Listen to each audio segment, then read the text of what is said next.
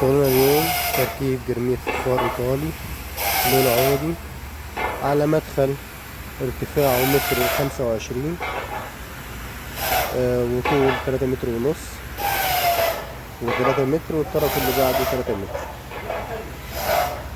طبعا هذا صبة هنركب عليها رخام، بعدين شلنا الرخام وهنركب جرميت.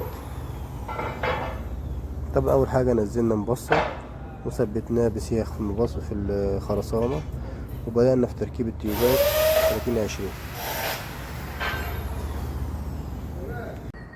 وبكده تم الانتهاء من تركيب التيوبات 30-20. والحين بنبدأ في تركيب الجرميت. طبعا جرميت هنا إيطالي لون عودي.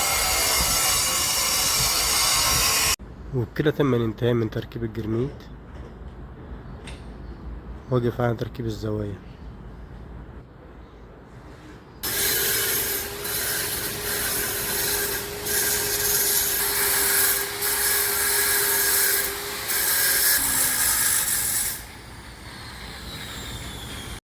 وبكده تم الانتهاء من تركيب الزوايا، والآن بيتم دهان الخلطة تحت الزوايا.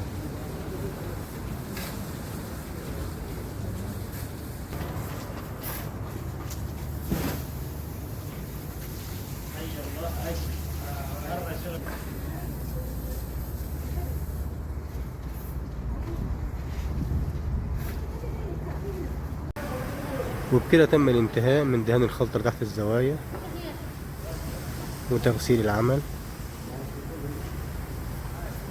طبعا الجرميد هنا فخار إيطالي لون عودي.